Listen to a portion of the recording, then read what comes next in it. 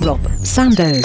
What's coming up? Well, I have a question for you. With all the front runner and track lines and everything we've built, how many households along the Wasatch Front do you think live without a car? Just take the train. 27. Wow, close. 20,000. Is that low or high? Well, I'll tell you about it. Come up in the news, but those numbers out from the Brookings Institution, and I'll tell you what, they're a pat on the back.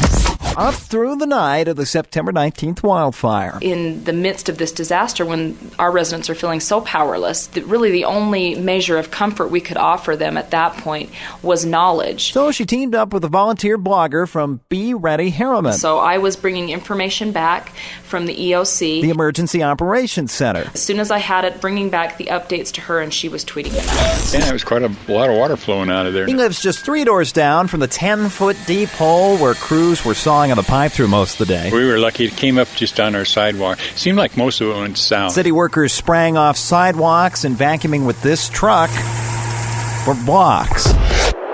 When the weather warms up, project manager Dal Hawks tells me old bridges will start coming down. There'll be all new pavement. We're actually adding 2 lanes each direction. From Lehigh, Maine, originally just to Provost Center Street. Then we really challenged the contractors to stretch that project and give us as much value as they could. And they stretched that money all the way to this bridge here at Spanish Forks Main Street. As many as 50 in total, and Hawks says some new techniques will help make construction faster. They're able to build a bridge on the side and move that in later. He tells me over the next 3 years, the long construction corridor shouldn't feel quite as narrow as it did 10 years ago. In Salt Lake County, we went down to 2 lanes each direction. Here, we're typically going to have 3 or 4.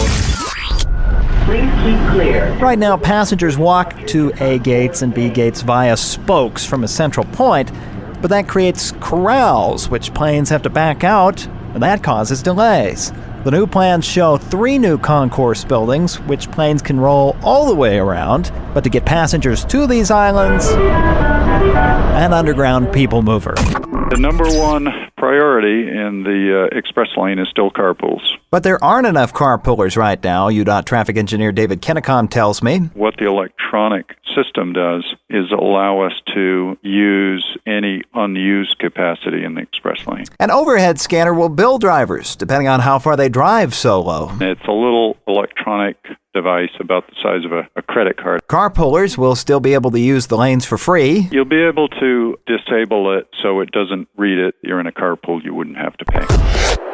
Tear it down. We don't feel comfortable allowing live traffic over because it's not just cars that you're letting go over that bridge, but also bigger trucks. UDOT Sedan Carrillo tells me the latest accident finished off the American Fork 11th South Bridge.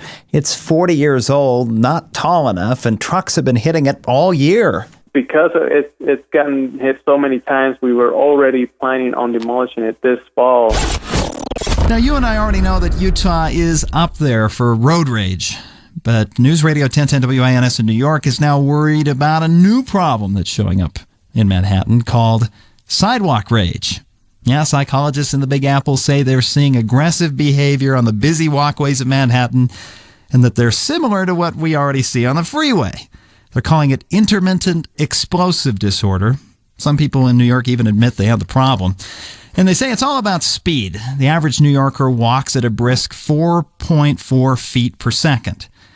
But then they begin to lose their patience when they run into someone talking on their cell phone who walks 5% slower at 4.2, or tourists who walk 15% slower than that. Slowpokes say they've been victims of pushing, shoving, and worst of all, New York City grouchiness. Your next check of news is with the BBC coming up at 6. Your time right now, 5:33. I'm Rob Sanders on Classical 89. New York City, that's my kind of town. Yeah. Rob Sandoz.